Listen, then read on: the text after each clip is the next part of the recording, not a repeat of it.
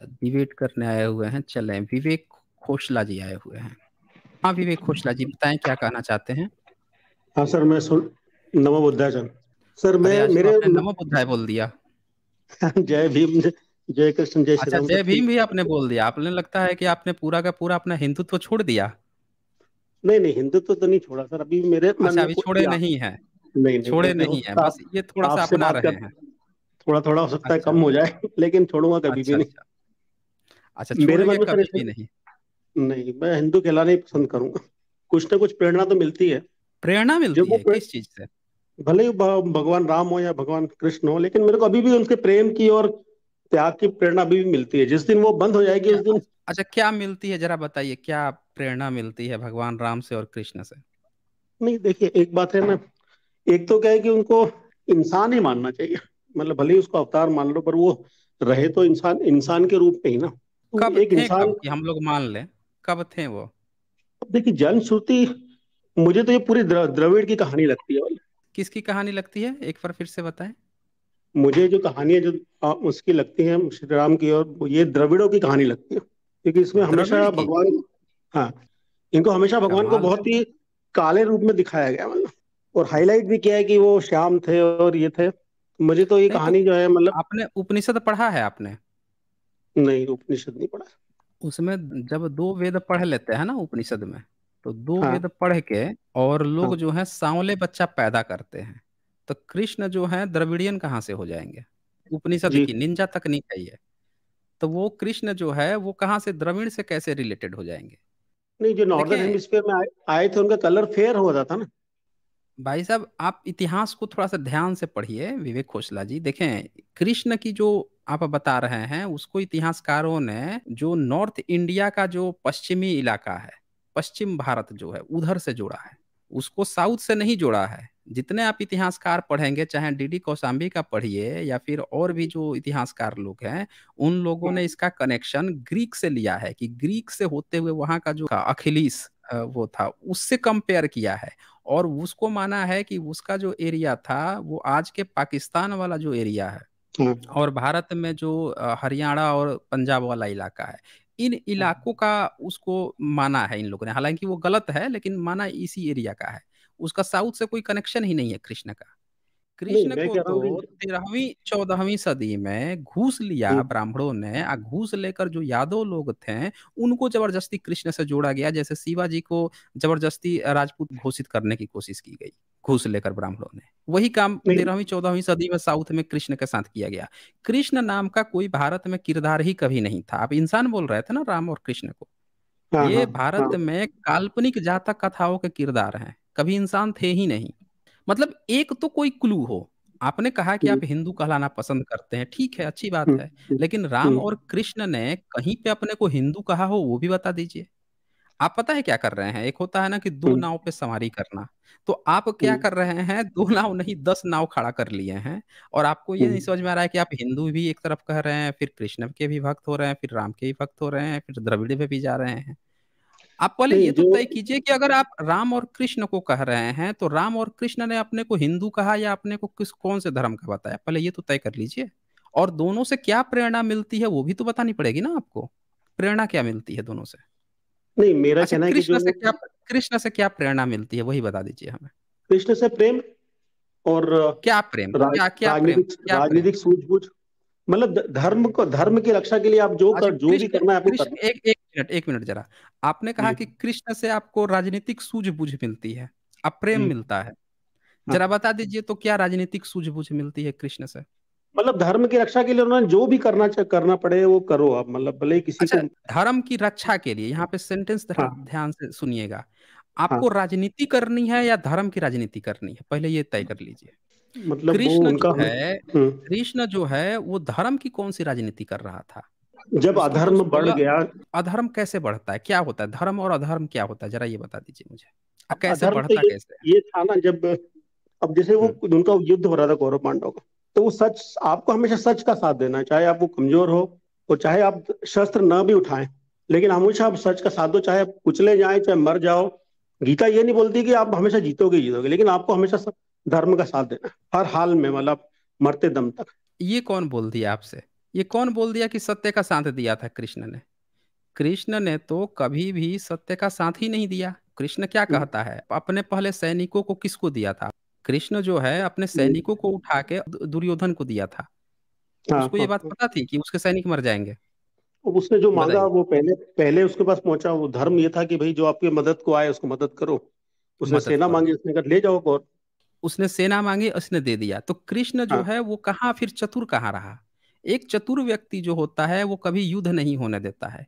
आज की डेट में जो थर्ड वर्ल्ड वार है, ये कोई होने दे रहा है? थर्ड वर्ल्ड वार, नहीं, पर थर्ड वर्ल्ड नेगोशिएशन तो कर वार रहा है ना आप आखिर आप नहीं हम्म, निगोशिएशन कर रहा है, लेकिन थर्ड वर्ल्ड वार हाँ आप देख लीजिए, एक तरफ जो है इतने आतंकवादी खड़े हैं, फिर भी हम्म, इतने आतंकवादी होने के बाद से भी लोग कहते हैं कि सारा मुस्लिम देश एक साथ रहता है, एक साथ रहता है।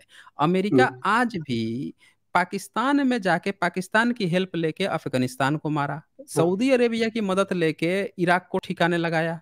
अमेरिका जो है मुस्लिमों की ही सहायता लेके मुस्लिम देशों को ठोकते रहता है। हम्म, सऊदी अरेबिया से लेके सबकी सहायता लेके सीरिया में आईएसआईएस को भी ठोका, खड़ा भी किया, ठोकता भी रहा। तो हम्म, उसने तो कभी वर्ल्ड वार नहीं होने दिया। आपका कृष्ण हम्म, क्या कह रहा है, अपने ही सैनिक को उठा के दुर्योधन को दे दे रहा है। ये कौन सी उसकी हम्म, कूटनीतिक राजनीति, ये कौन सा आप सीखेंगे? आपको लड़ाई करनी है चीन से, हम्म, और चीन जो है आपके पास आ जाए आ कहे कि भैया आप जो है हमारे सैनिक दे दो, तो आप अपने सैनिक भी उठा के चीन को दे दोगे? जानते हो कि हम लड़ाई होगी तो हम अपने ही सैनिक को मार भी देंगे। ये कौन सी आपकी कूटनीति राजनीति है? क्या सीखा आपने कि दुश्मन को ही, जिस दुश्मन को आपको मरवाना है वही अपने सैनिक भेज दो, उसी को मरवा दो? विवेक खोसला जी, थोड़ा हाँ स्वस्थ माइंड से एक बार सोचिए कि कृष्ण की हम्म, जो सोच है वो कितनी बेकार और बेतुकी सोच है। अपने इतने सारे सैनिक को दुर्योधन को दे देना, और लड़ाई हो रही थी तो अर्जुन ही तो मार रहा था। किसको मार रहा था? कृष्ण के सैनिक को। हम्म, एक स्वस्थ व्यक्ति कभी लड़ाई नहीं होने देता है, लड़ाई का बचाव कर लेता है, एक इंसान को नहीं मरने देता। आपके कृष्ण की इतनी सूझबूझ नहीं थी कि वो अर्जुन को या दुर्योधन को कंट्रोल कर सके। उल्टे अब तो सैनिकों को लड़ाई में भेंट चढ़ा दिया। आज जब पाकिस्तान से लड़ाई की बात होती है हम्म, तो सारे लोग रोना शुरू कर देते हैं कि अभी लड़ाई होगी तो देश 20 साल पीछे चला जाएगा, 10 साल पीछे चला जाएगा। क्यों ये बातें होती हैं? क्योंकि हम सब जानते हैं कि लड़ाई से विनाश होता है।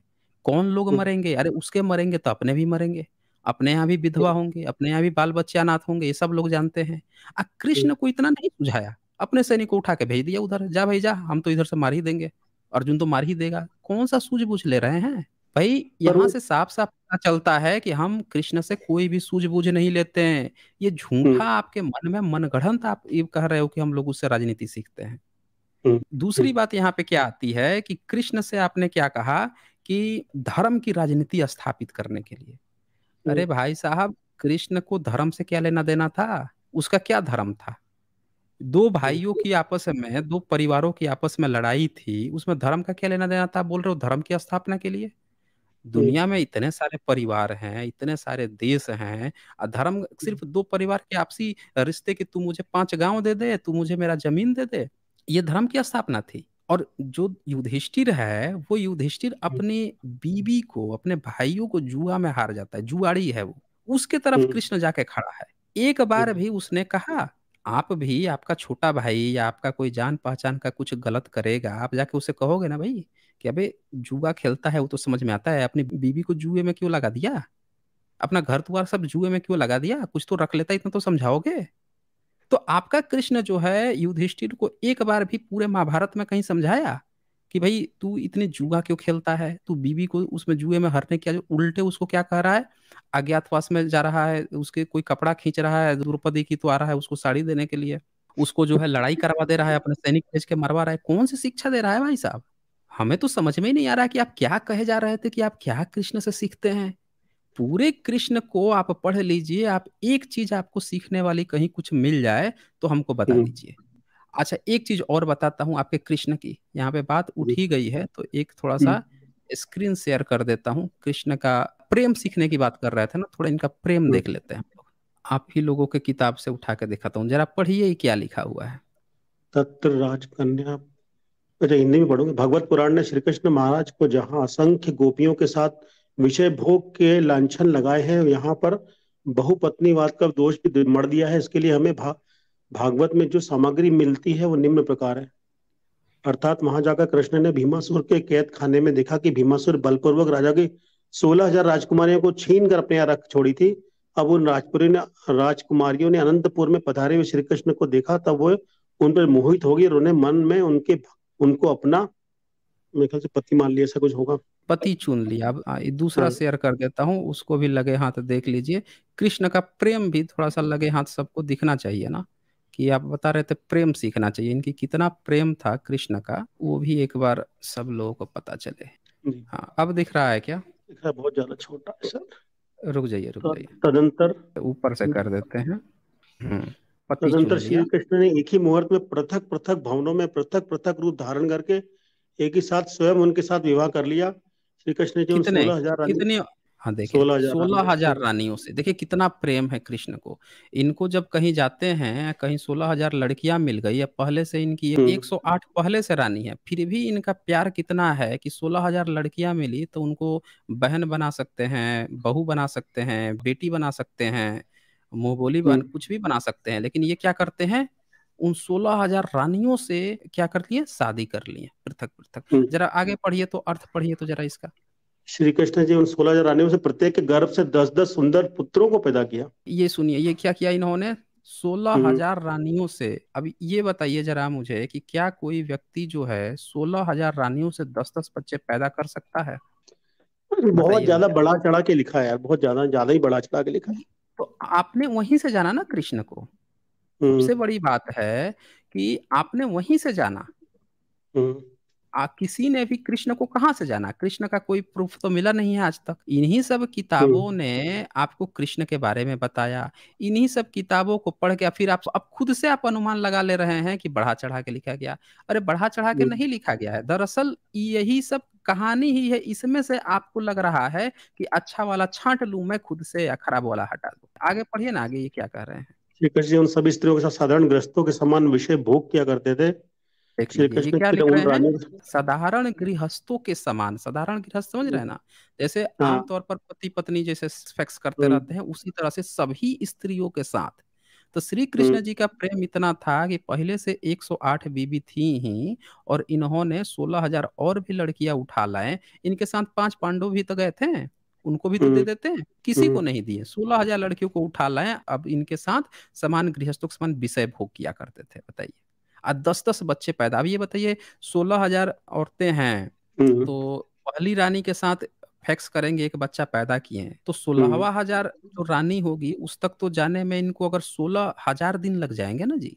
उसका तो नंबर ये अगर पर डे एक के साथ फैक्स करेंगे तो 16,000 दिन लगेगा दूसरी रानी के पास पहुंचने में कृष्ण जी को।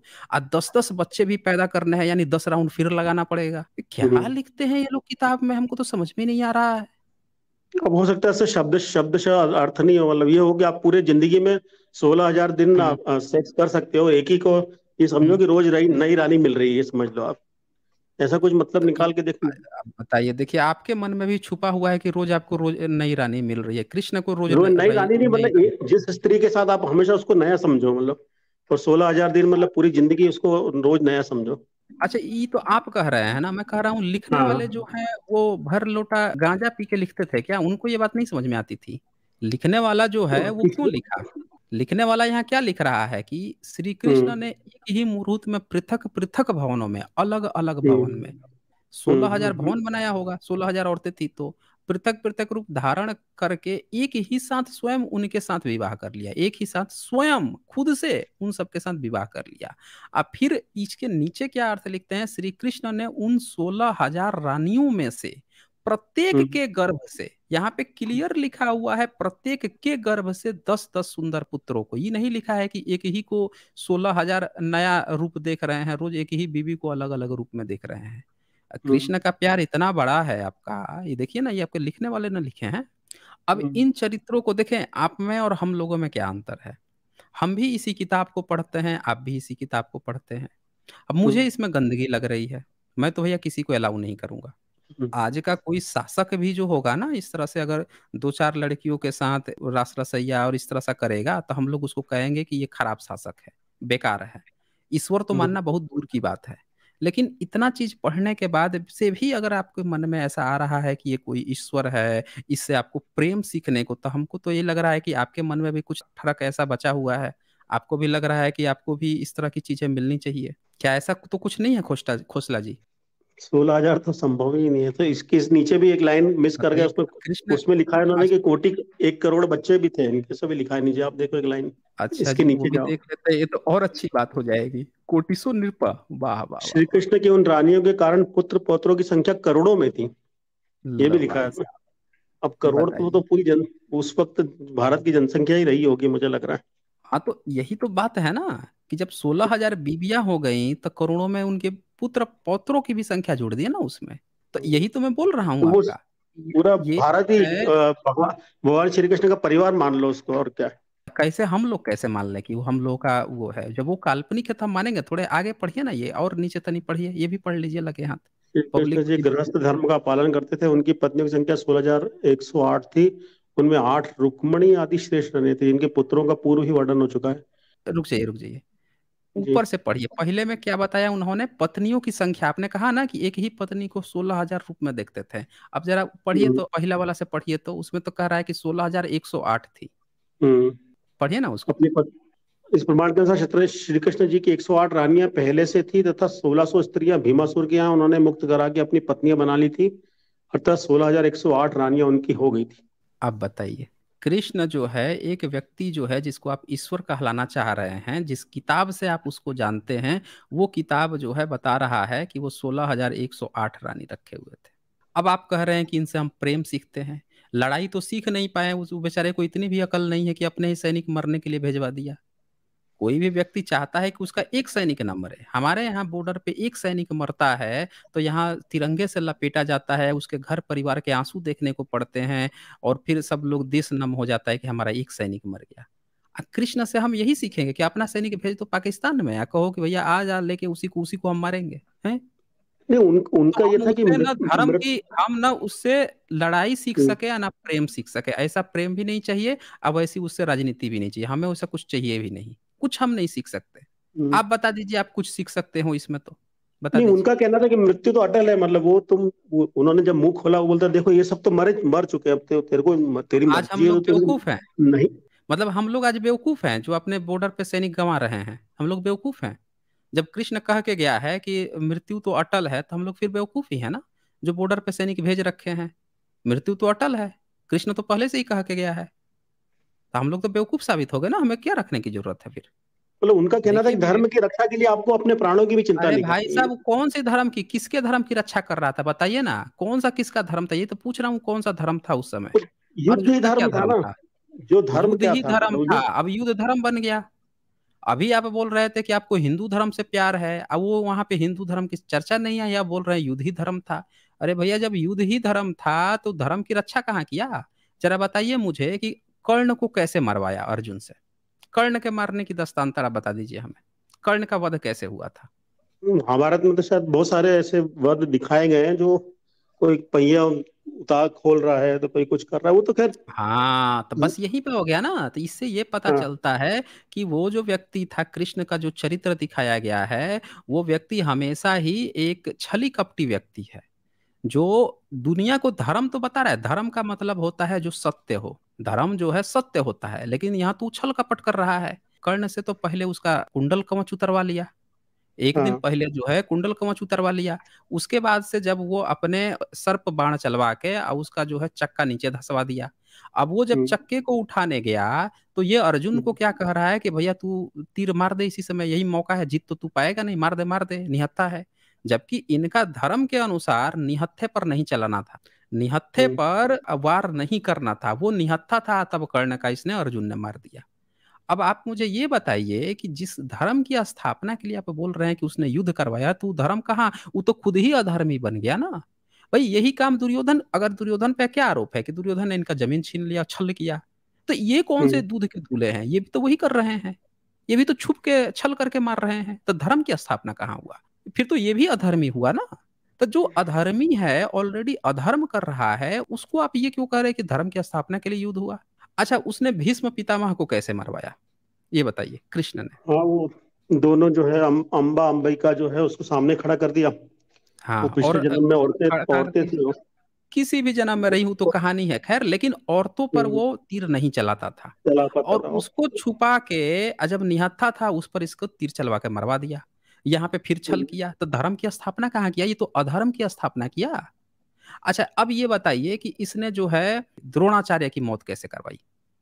नहीं, मैं ये बोलना चाह रहा हूँ कि इनको आप ये समझ दो कि भीष्म पितामह को मारा जा सकता था। एक बार इतनी भयंकर उसने अरे भाई बाणों की बारिश की कि विवेक भगवान श्री विवेक कृष्ण को खोसला जी, हथियार उठाना पड़ा। विवेक खोसला जी, हाँ, भगवान श्री कृष्ण को हथियार नहीं, वो खुद ही एक ऐसा चरित्र पेश किया गया है जो खुद ही हाँ, वहां पे क्षत्रिय नहीं है। क्षत्रिय का धर्म होता है लड़ाई करना आपके महाभारत के अनुसार।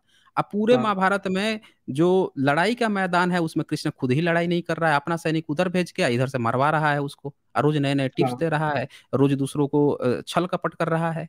द्रोणाचार्य की हत्या उसने कैसे करवाई।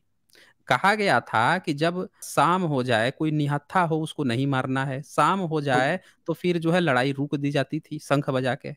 और हाँ, उसके इसने जो हाथी के है नाम। हाथी के नाम हम्म, पे झूठ बोलवाया कि अश्वत्थामा मारा गया। हम्म, और जब अश्वत्थामा मारा गया तो वो जब जाके वहां पे खड़ा हो गया द्रोणाचार्य, जाके रोने लगा, तो वो निहत्था था फिर। तो एक निहत्थे का गर्दन किसने कटवाया, बता दीजिए। एक हम्म, जब निहत्था व्यक्ति है, आज जब वो नियम था कि भाई निहत्थे पर वार नहीं करना है, तो उसका निहत्थे पर जाकर गर्दन कटवा दिया।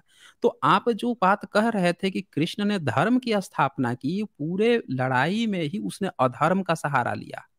हर उस हम्म, चीज की उसने धज्जियां उड़ा दी जिसको आप लोग धर्म कहते हो। अब पता नहीं कैसे आप लोग ये कहते हो कि धर्म की लड़ाई थी महाभारत युद्ध। अरे वो हम्म, अधर्म की लड़ाई थी। अर्जुन ने ये कृष्ण जो है पूरे अधर्म की बात की है। उस काल्पनिक कथा में भी पूरी तरह से अधर्मी रहा है वो। तो ऐसे व्यक्ति को अगर आप कह रहे थे कि हमें प्रेम की शिक्षा लेनी चाहिए या फिर उससे राजनीति की शिक्षा या धर्म धर्म की कुछ भी शिक्षा हमें नहीं मिलती। अब आप आ जाते हैं रामायण पे। रामायण का आप बताइए, राम से क्या शिक्षा लिए आप, बता दीजिए। आम से तो त्याग की, जिसके पास पूरा राज्य जिसको जिसको मिल रहा था अगले दिन, उसने सिर्फ उसको छोड़ दिया। मतलब अपने पिता के वचनों की रक्षा करने के लिए उसने उसको त्याग दिया। राम ने छोड़ दिया। राम ने उसको हंसते हंसते त्याग दिया ना, कि ठीक है कि मैं अपने किसको पिता के किसको वचनों। त्याग दिया, किसको त्याग राज दिया राम ने। जो राज तिलक था उसको उसको छोड़ने के लिए तैयार हो गया ना। तो नहीं तो वो आप कौन बताओ, सी छोटा से बड़ी, छोटा पोस्ट अच्छा को छोड़ता है क्या? अच्छा अच्छा ठीक है, उस मान लेते हैं कि वहां से छोड़ दिया, अपने पिताजी जी। का जो बनना था वो छोड़ दिया। फिर उसके हाँ, बाद से सीता को क्यों छोड़ दिया उसने। देखिए सीता को तो क्या है कि उसको ये बताना था कि राजा ही प्रजा का आदर्श है। तो वहां पे हाँ, जब वो रावण को मारा, और रावण को मारने के बाद से जब सीता उसके पास आई खुश होके आ रही थी, तो उसको हाँ, उसने आग में क्यों जलवाया फिर। मैं ये बोलना चाह रहा आग हूँ में कि जलवाने की क्या उनको जरूरत थी। राजधर्म, जब इंसान राजा बन के बैठता है ना, तो वो एक कांटों का हम्म, सेज ही रहता है। क्या देखिए बात कर क्या है रहे हैं आप। कि वो लोगों ने उसको बना दिया कि वो ऐशो आराम की जगह, ऐशो आराम की जगह नहीं है वो हमेशा ही बलिदान के लिए, और हमेशा ही लोगों को प्रेरणा देने के लिए, और हमेशा ही एक ऐसी जगह बैठना है आपको जहां से हमेशा लोग इंस्पायर हो। ये नहीं कि मतलब उसके ये कौन आदर्श बोल, हमेशा अच्छा ऊंचे ही ये रखना कौन, रखने पड़ेंगे ना। अच्छा एक एक चीज बताइए मुझे, आइंस्टीन की कितनी बीवी थी। आइंस्टीन की नहीं पता मुझे, नहीं कभी पता। मैंने पढ़ा आइ- नहीं उसको ना। आइंस्टीन की दो शादी हुई थी, ठीक है।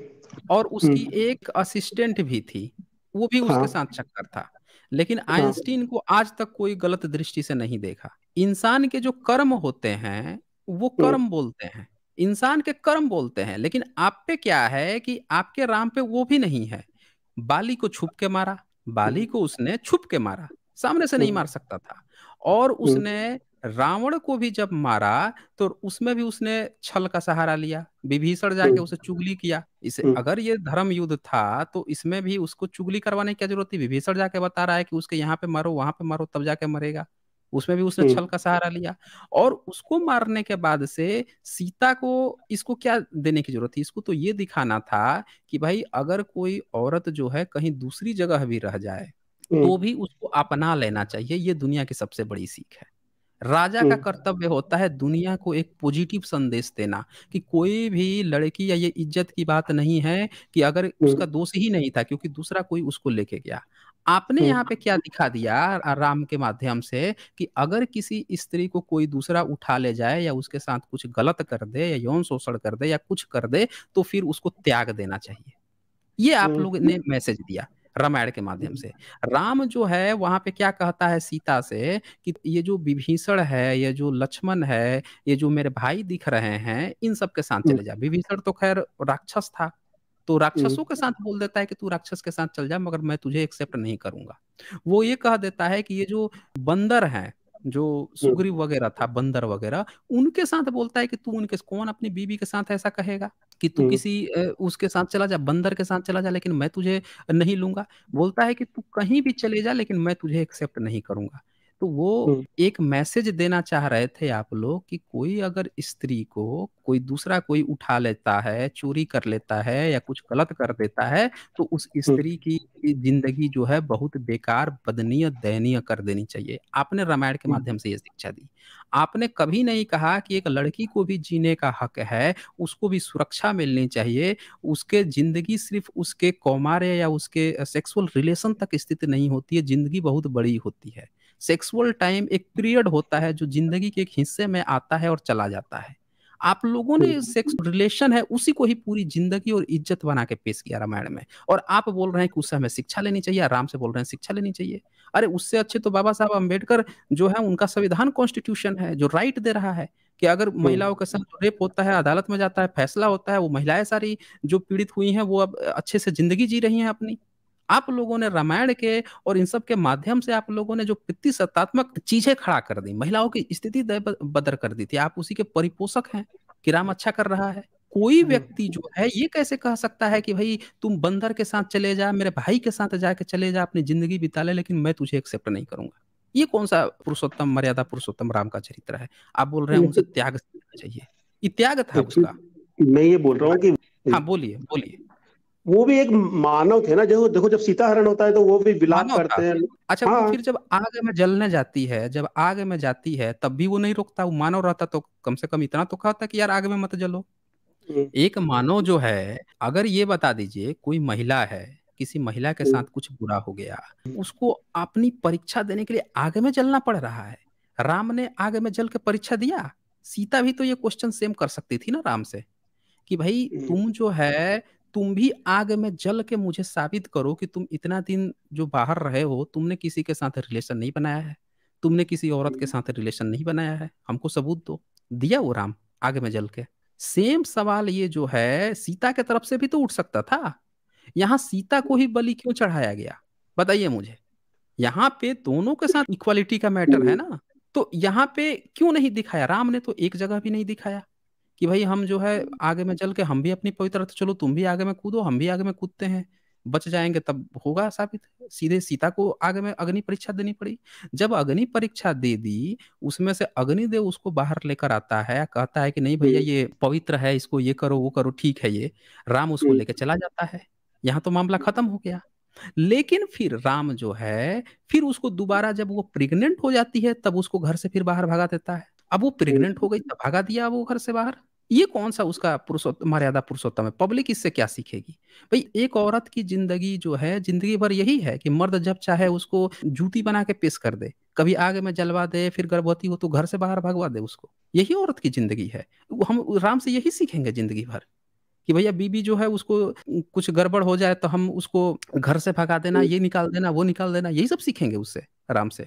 हमें नहीं चाहिए ना ऐसा भगवान, हमें ऐसी सीख भी नहीं चाहिए। ये 21वीं सदी है।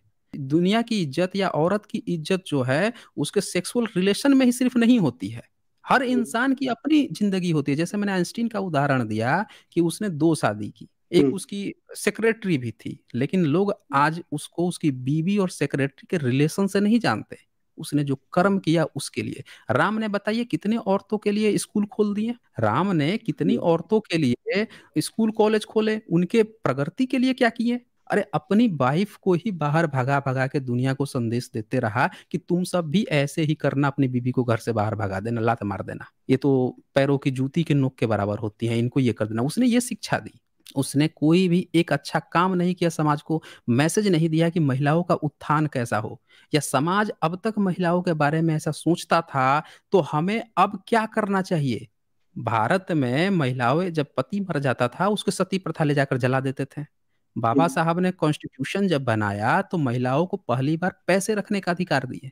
कि तुम पॉकेट रख सकती हो, वॉलेट रख सकती हो, ये अधिकार बाबा साहब के कॉन्स्टिट्यूशन ने दिया। पढ़ने लिखने से लेकर हर चीज का अधिकार भारत में तो नहीं था, अंग्रेजों ने दिया, फिर बाबा साहब ने उसको कंटिन्यू किया, उसको और अच्छे से बनाया, और ज्यादा अधिकार दिए महिलाओं को। बाबा साहब भी ये सोच लेते हैं कि हमको भी पुरानी ही व्यवस्था कायम करनी है।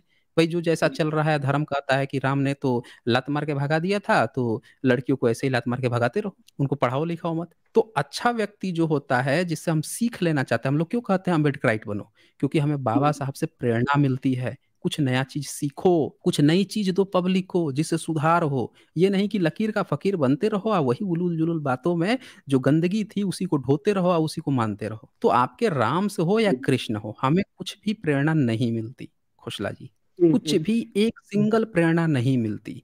अब आपकी बात आती है कि अब आप अपने को हिंदू क्यों कहलवाना चाहते हैं। अब तीसरा पॉइंट आपका जो था कि आप हिंदू हाँ, अपने को क्यों कहलवाना चाहते हैं, उस पे आ जाते हैं। बताइए आप क्यों कहलवाना चाहते हैं हिंदू, बोलिए।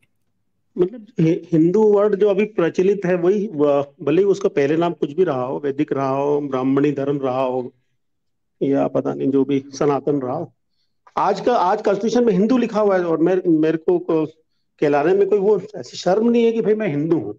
मेरे जो हिंदू धर्म में आप उसकी आलोचना कर सकते हो, उसमें बुराई निकाल सकते हो। इतने सारे कैरेक्टर हैं जो, यदि आप अनमेरिड रहना चाहो तो उसका आपके लिए एक प्रेरणा है, यदि आप एक पत्नीवाद हो तो आपके लिए प्रेरणा हो, बहुपत्नीवाद हो तो उसके लिए है, यदि आप सच हमेशा सच बोलना चाहो उसके लिए कोई कैरेक्टर है। मतलब इतने इतने सारे कैरेक्टर है इसके अंदर कि आप अपने जीवन को सार्थक बना सकते हो। इसलिए मुझे हिंदू धर्म देख में जी। विवेक खोसला जी, आप हिंदू का डिफिनेशन भी सही से नहीं बता पाए। हिंदू का एक जियोग्राफिकल डिफिनेशन बताया गया है, और हाँ। जिसके अंतर्गत सब आते हैं। केवल आप जो अपना बता रहे हैं जो ब्राह्मणी धर्म, वो नहीं आता है। जियोग्राफिकल रीजन है भारत में। फिलोसफिकल जो धार्मिक आप बताने की कोशिश कर रहे हैं, वो भारत में या तो वैदिक होगा, और या फिर बौद्ध होगा, या जैन होगा। समझ रहे हम्म, ना, फिलोसफिकल ढंग से जो क्राइटेरिया है वो बौद्धों का है फिलोसफी के रूप में, जैनों का है, या फिर वैदिकों का है। हिंदू हम्म, जो है जियोग्राफिकल रीजन है, आपका धर्म नहीं है। आप अपने को हिंदू कह रहे हो, इसका मतलब कि आप या तो वैदिक हो सकते हो या बौद्ध हो सकते हो, या फिर आप सिख हो सकते हो, लेकिन सिख भी अब धीरे धीरे उससे बाहर निकल रहे हैं। मैरिज का जो नियम है, और जैन भी अलग हो जाएंगे। मैरिज के नियम से ये चीज प्रभावित होता है। तो ये चीज आपको समझनी पड़ेगी कि आप जो हिंदू कह रहे हो, ज्योग्राफिकल रीजन आपका धर्म नहीं है। आप सिख हो, बताइए आप सिख हैं। सिख तो नहीं है, पंजाबी हूँ मैं, पंजाबी मोना आप देखिए, आप खत्री। पंजाबी हैं, सिख नहीं हैं। हाँ। लेकिन हाँ। जो उसका जो नियम है, आप जैन हैं, नहीं, जैन नहीं। आप बौद्ध हैं। नहीं, बौद्ध भी नहीं बौद्ध हूँ, लेकिन हाँ, बौद्ध भी नहीं तो देखिए, इंस्पिरेशन तो बिल्कुल। लेकिन जो हाँ। सुप्रीम कोर्ट का नियम है उसके अनुसार आप, ये पूरे लोग जो हैं, एक तरह से हिंदू जियोग्राफिकल रीजन को कहा गया है। सलमान खान जब हिरण के केस में, जब काला हिरण मृत्यु के केस में गया था, उससे पूछा, तो उसने अपने को हम्म, बताया कि मैं हिंदू मुसलमान हूँ। हम्म। उसने क्या कहा, मैं हिंदू मुसलमान हूँ। यानी वो इस जियोग्राफिकल रीजन में है, इसीलिए वो हिंदू है। और उसमें वो मुसलमान धर्म को पालन करता है, या संप्रदाय को। तो आप भी हिंदू के बाद से कौन से संप्रदाय का पालन करते हो? तो ब्राह्मणवाद को आप पालन करते हो, आपका ब्राह्मणवाद है, आप हिंदू नहीं हो। ये तो सिर्फ एक जियोग्राफिकल ढांचा बता दिया गया है कि ये जियोग्राफी के लोग जो हैं सब हिंदू हैं, हिंदू है। ये आपका धर्म थोड़े है। आपको चूज करना पड़ेगा कि उसमें से आप बौद्ध हो, कि जैन हो, कि सिख हो, या क्या चीज हो, मुस्लिम हो, या ब्राह्मणवाद को आप पैर पकड़ रहे हो, क्या चीज हो। अब अब ब्राह्मणवाद का इतिहास भारत में है नहीं। जिस अब ब्राह्मणवाद ब्राह्मणवाद का में तो रामकृष्ण, काफी अब गंदगी बोलिए ना, मिलती है, इसलिए तो ब्राह्मणवाद कहना अच्छा नहीं लगता, मतलब क्यों नहीं धर्म के अच्छा नाम से। लगता है भाई? वही आपका है ना, गंदगी ही तो हाँ। ब्राह्मणवाद है, और क्या। गंदगी जो है यही तो है। अब बताइए कौन व्यक्ति जो है अपने, अच्छा ये बताइए, कुरान में अल्लाह के बारे में कुछ ऐसा लिखा हुआ है कि उसने इतनी ये किया, इतनी शादियां की, उसने ये किया वो किया, ऐसा कुछ लिखा हुआ है क्या कुरान में? नहीं। नहीं लिखा है ना। कोई भी हाँ। व्यक्ति अपनी धर्म ग्रंथ जब लिखता है, तो अपने ईश्वर के बारे में थोड़ा अच्छा चीज लिखता है। लिखता है कि नहीं हाँ। लिखता है? हाँ। हाँ। लिखता है ना, वाह वही। हम्म, आपके हम्म। ब्राह्मण लोग राम और कृष्ण के बारे में इतनी गंदी गंदी खराब खराब बातें क्यों लिखे हैं? तो बताइए वो, जरा मुझे। मैं वही तो बोल रहा था, वो ईश्वर ने मानव बन के उसको आपका आदर्श प्रस्तुत किया है, मतलब उन्होंने वही नहीं समस्याएं। आदर्श प्रस्तुत किया है। बात यह है कि दरअसल लिखने वाले जो हैं, और जो धार्मिक ग्रंथ है, वो आपका ईश्वर ही नहीं है। वो काल्पनिक बातें चल रही है, वो जैसे फिल्में बनती है। तब फिल्में बनती हैं तो जब उसमें क्या जो चरित्र पेश किया जाता है उसको खूब रसिया दिखाया जाएगा, कभी कुछ दिखाया जाएगा, आदर्शवादी नहीं दिखाया जाएगा, क्योंकि वो एक काल्पनिक कहानी का किरदार होता है। जब आप किसी में श्रद्धा रखते हैं ना, उसकी खूब अच्छाई पर अच्छाई करते हैं। आपने कभी सुना है कि जो किसी बाबा पे बिलीव करता हो, कोई भक्त हो या भक्तिन हो, वो कहता हो कि मेरा बाबा जो है बड़ा रसिया है, वो 10-10 लड़कियों से इश्क रचाते हैं? नहीं, कहेगा नहीं बाबा जी तो बड़े अच्छे हैं। अपने बाबा ढाबा को, अपने भगवान को सब अच्छा अच्छा बोलते हैं। लेकिन आपकी धर्म ग्रंथ में जो इनका कृष्ण का जो आपने देखा कि इतनी शादियों की बात आ रही है, इस तरह की चीजों की बात आ रही है, राम के साथ ऐसे छल कपट की बात आ रही है, ये सब क्यों आ रहा है? क्योंकि ये काल्पनिक चरित्र है। इसमें किरदार जो है श्रद्धा का पात्र नहीं है। इसमें वो किरदार है जिसको लिखने वाला जो है अपनी उंगली पे नचा रहा है। आप जो है जबरदस्ती यहाँ पे एक फर्जी का धर्म घुसेड़ दिया गया कि ये हमारा धर्म है, आप उसको धर्म समझ लिए और उसको डिफेंड करने लगे कि ये कहीं पे सही में इंसान है। अरे वो काल्पनिक किरदार है, उसको लेखक जो है अपने उंगलियों पे घुमा रहा है, तो उससे अपने चमत्कार हिसाब क्यों से नहीं पेश करवाए कर थे? रहा है। चमत्कार पे चमत्कार करवाया है। कैसे भगवान राम ने कौन सा चमत्कार किया, बताओ?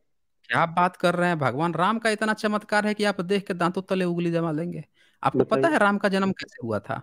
वो इन्होंने क्या चमत्कार किया, मतलब वो इन्होंने वैसी शिक्षा ग्रहण करी, नहीं नहीं, वैसी एक एक करके हाँ। देखते हैं ना, एक एक करके देखते हाँ। हैं। राम का चमत्कार पहले सुनिए ना। राम का इतना बड़ा चमत्कार है कि राम जो है खीर से पैदा हो गए। ठीक है, राम ने क्या खीर से चमत्कार पैदा किया, ये हो गए। बताओ? अरे वही बता रहे हैं, एक एक करके आएंगे ना, एक एक करके आएंगे। और राम के भी आप बता रहे हैं। अच्छा, आपने का कांड पढ़ा है? सुना तो है मैंने, रामायण हाँ। का वाल्मीकि रामायण हाँ। का कांड उठाइए। उसका हाँ। सर्ग जो है 18वां सर्ग से लेकर 22वां सर्ग उठा लीजिए।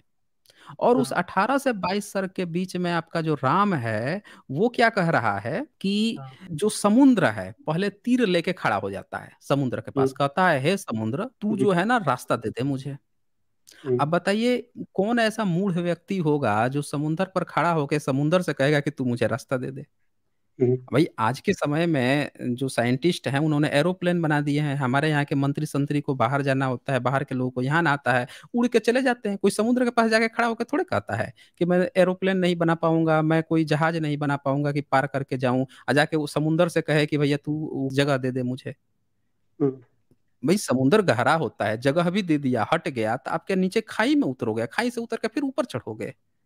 इतने पागल कौन हो सकता है? तो राम जो है तीर धनुष लेके जाके 3 दिन तक बैठ जाता है समुद्र किनारे। अब 3 दिन तक बैठता है या 3 दिन तक समुद्र उसकी बात नहीं सुनता है, क्योंकि राम जो है वो चमत्कार सुनिए राम का। राम क्या चमत्कार कर रहा है कि वो समुद्र से बात कर रहा है कि इसकी बात सुन लेगा। बताइए समुद्र के कान होते हैं, समुद्र सुनेगा? अब इतना बड़ा चमत्कार देखे हैं? अच्छा, इससे भी बड़ा चमत्कार क्या होता है हम्म।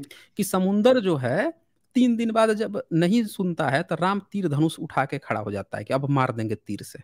सिखा तो राम देंगे। के तीर में इतना दम है कि भाई बताइए समुंदर सुखा देगा ही। अब हम्म। उसके तीर के डर से समुंदर जो है इंसान बन के आ जाता है। इतना बड़ा चमत्कार सुनिए। और उससे बड़ा चमत्कार क्या करता है समुंदर कि इनसे बात करने लगता है अब इंसान बन के। मतलब हम्म। राम का चमत्कार देखिए कि समुंदर जो है वो इंसान बन के आ गया, इनसे बात कर रहा है। क्या अब ज्ञान दे के जाता है इनको? इनको तो ज्ञान हम्म। था नहीं। इनको ज्ञान दे के हम्म। जाता है कि एक काम करो, तुम जो है मेरे ऊपर ना ब्रिज बना दो, क्योंकि हम्म। तुम जो है, हम जानते हैं कि तुम समुंदर तो पार करोगे नहीं, तुमको जमीन ही चाहिए। हम्म। क्योंकि समुद्र ही नहीं पार कर सकते थे ना। इन लोगों ने कहानी ही बहुत बाद में लिखी है, जब 12वीं 13वीं सदी के बाद से जब समुद्र पार पे इन्होंने रोक लगाई, उसके बाद से रामायण लिखा। तो इनको पता था कि समुद्र तो ही पार करेगा तो धर्म भ्रष्ट हो जाएगा। तो वहां पे हम्म। इन्होंने एक नई कहानी बनाई कि भाई ब्रिज बना दे उसके ऊपर जमीन की तरह। तो ये हम्म। ब्रिज बनवाता है। अब चमत्कार सुनिए, 5 दिन में 100 योजन लंबा और 10 योजन चौड़ा ब्रिज बन जाता है। अब बंदर अब भालू मिलके बनाते हैं। अब ये बताइए जरा मुझे, एक हम्म। योजन जो होता है, आप जो आपकी महाभारत है, आपकी जो धार्मिक ग्रंथ है उनको उठा के पढ़ लीजिए। एक योजन जो है उसकी जो लंबाई जो बताई गई है, वो बताई गई है 8 से 12 किलोमीटर। हम्म। 8 से 12 किलोमीटर। अगर मैं उसको 12 किलोमीटर मान लूँ, 12 किलोमीटर ही मानी जाती है जनरली, 8 से 14 किलोमीटर, 12 किलोमीटर एवरेज मान लेता हूँ मैं। तो हम्म। 12 किलोमीटर मान लूँ तो उसकी लंबाई कितनी हो जाएगी? 1200 किलोमीटर, 100 योजन लंबा। 5 दिन के अंदर हम्म। ये ब्रिज बनाते हैं। तो ये हम्म। बताइए 100 योजन जो है लंबा, 5 दिन में बंदर और भालू मिलके 1200 किलोमीटर लंबा पुल बना दिया। चौड़ाई कितनी है? 10 योजन, यानी 120 किलोमीटर। अब बताइए कौन मूर्ख व्यक्ति जो होगा, अगर उसको समुद्र पार करना होगा तो वो चौड़ाई ज्यादा बनाएगा, 120 किलोमीटर की चौड़ाई बनाएगा। कोई मूर्ख व्यक्ति इतना बड़ा करता है? इतना बड़ा चमत्कार कर दिया अपने के राम ने। आराम बैठ के इंजीनियर बन के देख रहे हैं, और उनका इंजीनियर एक भालू है, नल और नील। नल जो है एक भालू है, और वो उनका चमत्कार दिखा रहा है 120 किलोमीटर चौड़ा। आज भी जितने ब्रिज बनते हैं, ओवर ब्रिज बनते हैं, लंबाई ज्यादा होती है, चौड़ाई कम रखी जाती है। चौड़ाई जो है उतनी ही रखी जाती है कि एक दो गाड़ी, दो तीन गाड़ी पैरेलल में जा सके। चौड़ाई पर ज्यादा ध्यान इसलिए नहीं दिया जाता है क्योंकि लंबाई जो खर्चा है वो बहुत ज्यादा बढ़ जाएगा।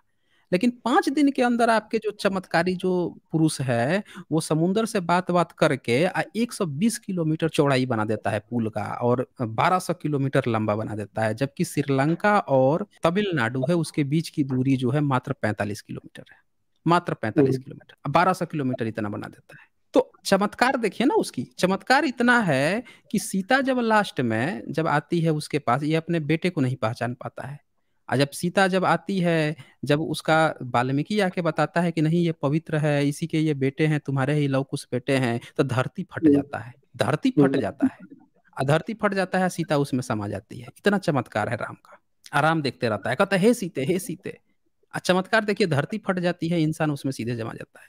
अरे सीधे सीधे बोल देता है कि जिंदा सीता को गाड़ दिया गया जमीन में। भाई ऐसा जो घटना कोई कहेगा, दूसरे शब्द में देखें तो कोई अपनी पत्नी को या किसी इंसान को जमीन खोद के जिंदा गाड़ दिया। ये क्या होता है कि जो जमीन फट गई या उसमें इंसान घुस गया, इसका क्या मतलब है? तो हमें एक चीज धरती माता देखना की पड़ेगा। संतान थी ना, संतान थी ना किसके धरती संतान? माता। आपके यहाँ धरती की कभी संतान ऐसा थी ना। हुआ है? आपके यहाँ कभी ऐसा हुआ है कि जिंदा जमीन फट गया हो, कोई स्त्री उसी में घुस गई हो? हुआ है कभी आपके यहाँ, विवेक खोसला जी? दैविक दैविक। आप भी तो इंसान है ना। हम्म, अगर राम इंसान था तो आप भी इंसान है। कभी ऐसा हुआ है कि आप कहें कि यह धरती फट जा, मैं उसमें घुसना चाहती हूँ, और घुस गए हूँ? बताइए। तो नहीं होता है। आप उसको इंसान कह के जबरदस्ती का जो है वो लीपापोती करने का प्रयास कर रहे हैं, लेकिन सच्चाई यही है खोसला जी, कि जितनी मैंने बातें कही है इसको ध्यान से एक बार सुनिएगा, समझिएगा, फिर मैं आपसे डिस्कशन करूंगा। चलें फिर।